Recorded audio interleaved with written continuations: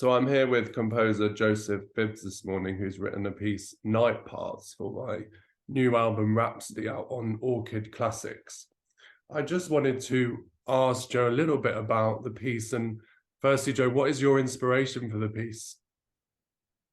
Well, the title has a slightly programmatic aspect to it, in that I suppose I imagined it as a journey or a path through different nocturnal backdrops, you might say. Probably the most prominent being a kind of cityscape. So there's an urban aspect to it. And Huw, when you asked me to write this piece, I guess my starting point was thinking, what does the saxophone represent to me as a composer? And it's always, I love the instrument, but it's always had a slightly solitary feel. I mean, one comes across it in all sorts of contexts, but having lived in London and also New York or near New York for several years, visiting New York, you hear the saxophone in that context, but usually unaccompanied, sometimes in the underground. And although it's beautifully expressive, it also, to me, there are slightly lonely connotations to it. I mean, it's a very personal thing, that. But I wanted to tap into that world. So to answer your question, it's a path, if you like, through different nocturnal backdrops, I suppose. Yeah, it was absolutely amazing learning the piece, and with Noriko, we practiced it so much, and one of the sections which we dearly loved so much was letter M. We'll always remember letter M. Which you referred to as what? Now we'll leave that.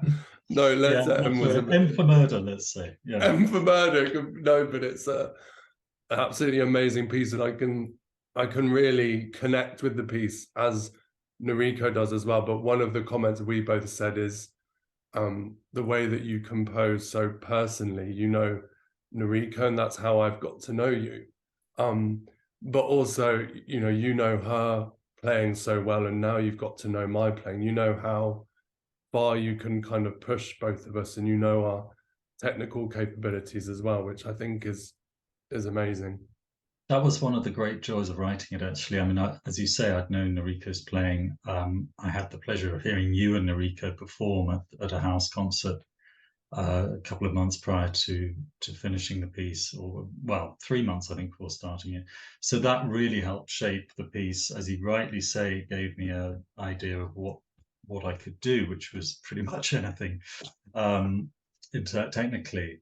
But but on a deeper level, as you say, I think there's that great luxury as a composer of being able to know the personalities of the players. It's not just about how fast they can play or the technical aspect. It's something deeper than that, and to be able to kind of hopefully kind of lock into that as a composer helps to shape the piece, often in unexpected ways, actually, which is quite exciting. And how did you go about composing the piece? Was it quite easy or not? Or it's rarely, well, it's always challenging. Any piece I find presents a challenge, very different types of challenges. With this, what was helpful actually was that you were keen that it should be a genuine rhapsody. So I kind of looked up the definition of rhapsody, a through composed single movement piece, often with very different types of moods, sharply differing moods. And that gave me a framework really to think about how to structure the piece, what type of piece it was going to be. The challenge of doing a 12, 13-minute single stretch of music, which isn't typically what I would do. I mean, usually I'd probably divide it into 4 miniatures or something. So it was good to get me out of my own comfort zone. And then it was a matter of entering into the world of the piece, what the piece was about, which I've kind of described generally, and then structuring it. Structure is, for me, the challenge. It's thinking, well, what do I leave out? Usually, you can come across a lot of ideas, but it's having the discipline, I guess, to think, well, that doesn't fit. It's going to saturate the piece with too many ideas. And then trying to find a way of binding the piece, making it an organic whole, little references back. So, for instance, the opening, the slow opening comes back about 2/3 of the way through to reference that section. Yeah, I mean, the other I might just mention, in fact, this was after finishing the piece, but it seemed just after finishing the piece, I came across a quote from a writer, Nicholas Heine, whose short life produced some wonderful writing. I've been a fan of his for several years. He died in 2006, but just a line seemed to ring it to sum up the piece. I'll just, if I may, I'll just mention this. I think this is from a poem. Remember how the streets ring out for every soul that thought and felt and passed through them in weakness and in strength. And it seemed a bit kind of the perfect, I don't know, it just seemed the perfect line for the piece I've just at that point just finished. So yes. And are there any massive challenges you find as a composer?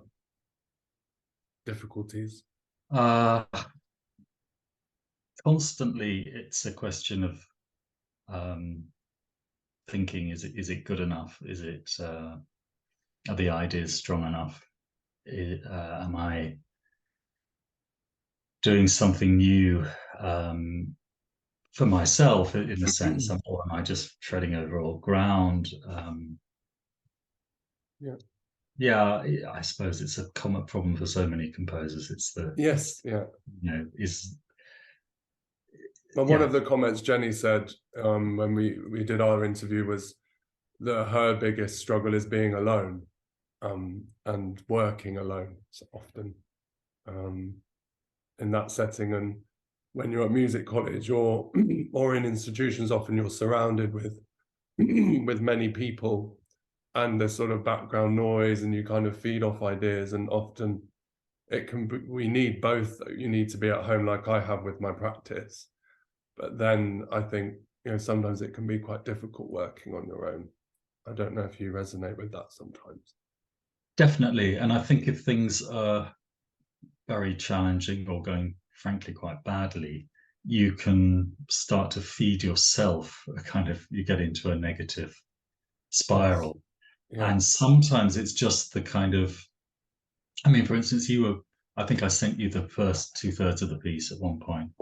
I hadn't quite finished it. And both you and Noriko made some really lovely, genuinely